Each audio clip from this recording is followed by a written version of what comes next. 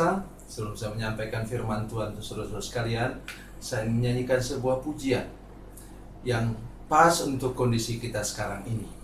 Dan nyanyian didasarkan pada Ayub pasal 38 ayat 7 yang menyatakan bahwa ketika Ayub dalam kesulitan dan pergumulan, ada bintang-bintang yang menyanyi untuk kemuliaan nama Tuhan.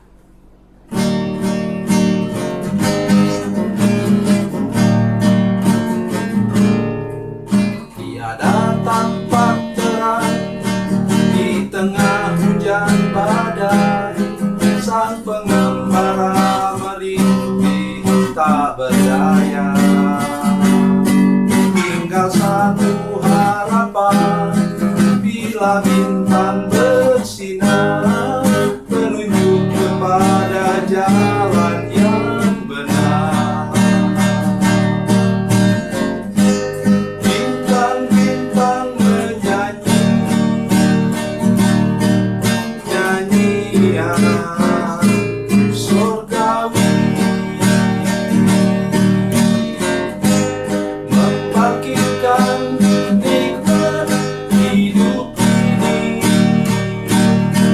1000 tahun lagi.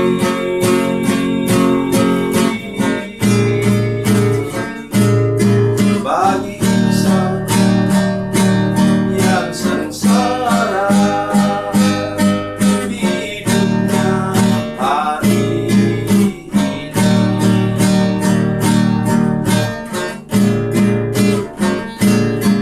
satu pandang bintang di celah kabut gelap, ini muncullah harapan dalam hati.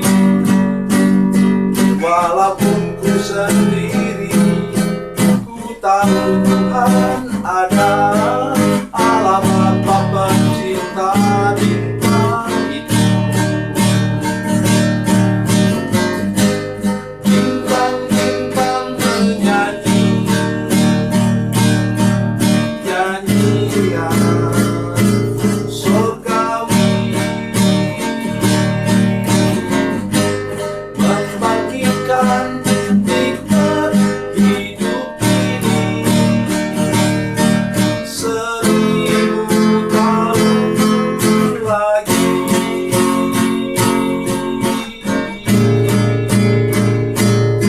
Bagi insan yang sengsara hidupnya hari ini.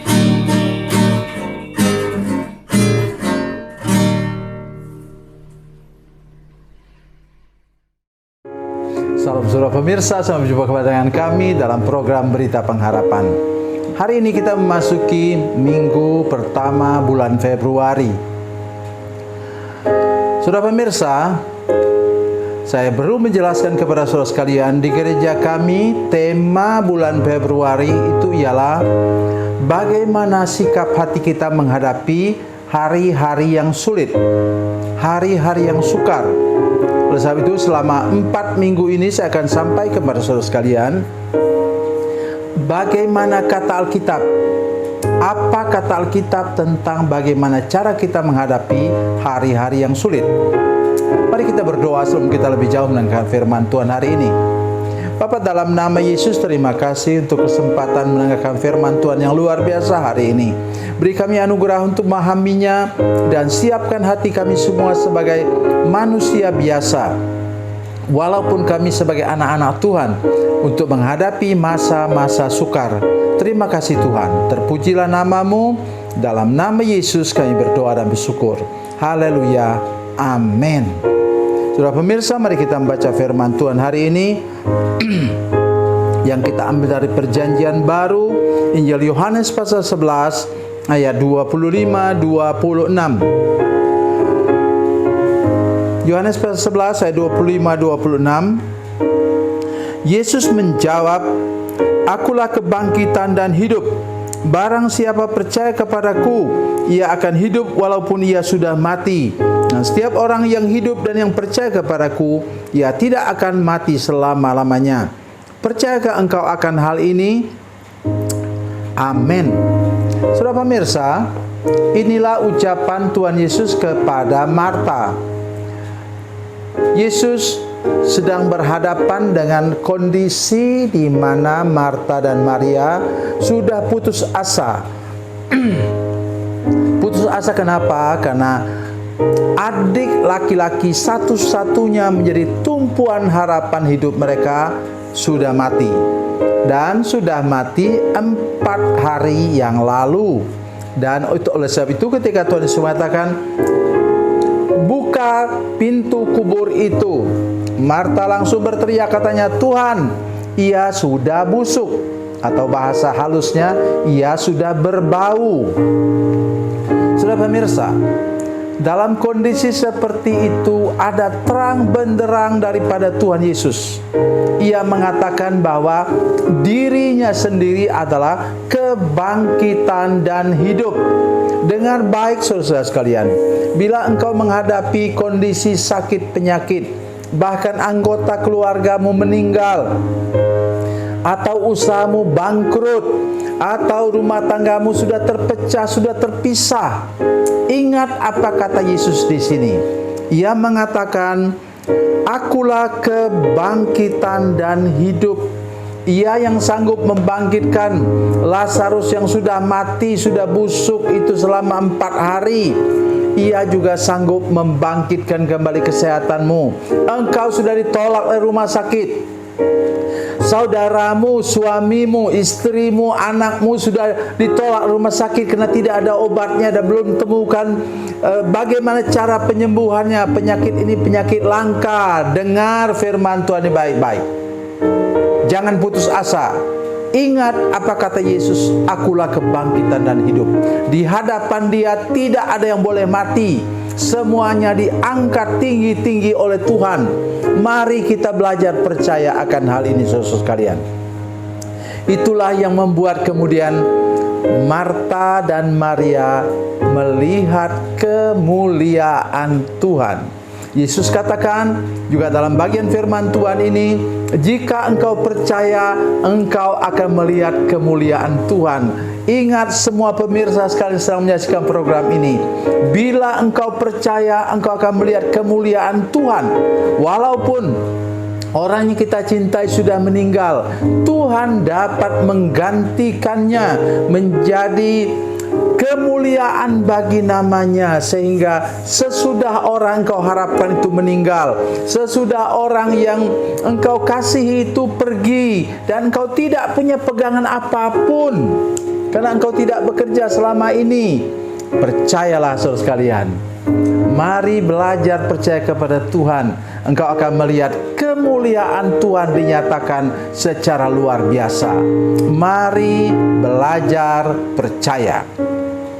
Yang kedua, mari kita perhatikan baik-baik ayat firman Tuhan tadi. Sungguh-sungguh ada sesuatu yang luar biasa di sini. Mari kita melihat ayat yang ke-35. Ayat 35. Maka menangislah Yesus. Yesus bukan menangis karena itu Lazarus mati, karena Dia sayang kepada, kata firman Tuhan, Ia mengasihi Marta, Maria, dan Lazarus. Bukan. Yang ditangisi oleh Tuhan Yesus ada 3. Ingat itu hari ini. Ingat baik-baik. Hanya Yesus yang menangis itulah yang bisa menyelesaikan ketiga masalah besar umat manusia. Yang tidak bisa engkau atasi, saya tidak bisa atasi. Apa itu? 1 ialah dosa. Tidak ada seorang pun yang bisa melawan dosa. Saya sering teriakkan kepada anggota jemaat saya katakan, bagaimana engkau tidak sanggup mengalahkan selembar daun tembakau? Itu dosa, saudara. Bagaimana engkau tidak sanggup mengalahkan sebutir beras yang kemudian defragmentasi menjadi arak? Tidak sanggup mengalahkan sebutir ketan yang difragmentasi menjadi beram atau bir, kata orang Inggris mengatakan rice beer. Itu bahasa kami beram. So sekalian, betul kan? Tidak sanggup kita mengalahkan dosa. Kedua, kita tidak sanggup mengalahkan kuasa iblis yang diwakili oleh Goliat. Ya, dalam firman Tuhan perjanjian lama. Kemudian apa yang kita tidak bisa kalahkan yang tadi di hadapan Yesus, yaitu maut. Tetapi kabar baiknya, saudara sekalian, ketika Yesus sampai di depan kuburan Lazarus itu, hanya 3 patah katanya membangkitkan mayat yang sudah busuk itu kemudian keluar dari kubur itu. Apa kata Yesus? Lazarus, marilah keluar. Atau bahasa Inggris mengatakan, Lazarus, come forth, keluar. Dia tidak katakan Lazarus bangkitlah, tidak. Tapi dia katakan Lazarus marilah keluar. Semua atribut kematian tadi, kebusukan itu sudah tidak disebut oleh Yesus lagi.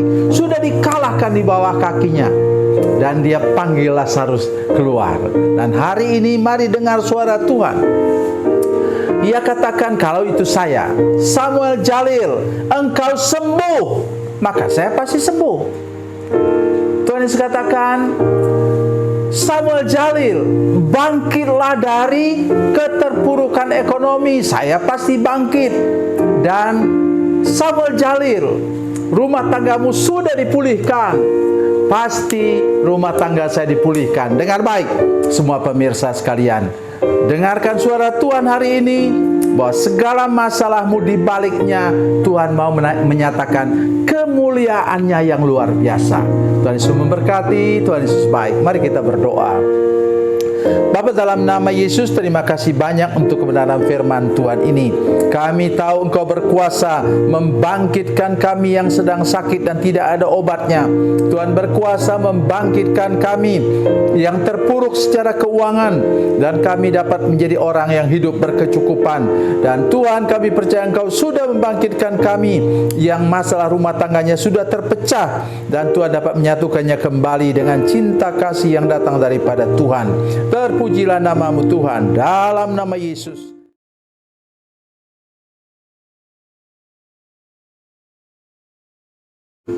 Salam saudara pemirsa, mengakhiri program ini, saya mohon kepada saudara-saudara pemirsa sekalian untuk bila saudara menyaksikan program ini melalui channel YouTube, maka tekan subscribe dan bunyikan lonceng. Dan bila sudah menyaksikan program ini melalui channel Facebook, tolong saudara-saudara sekalian tekan like dan juga komen. Dan demikian pula bila sudah menyaksikan program Makanan Bergizi hari ini yang tertulis, maka tekan yang sama juga, tekan like dan tekan komen. Dan tolong saudara-saudara sekalian untuk membagikan program ini, share program ini di channel saudara-saudara sekalian, supaya lebih banyak lagi orang diberkati melalui program ini. Tuhan Yesus memberkati, Tuhan Yesus baik.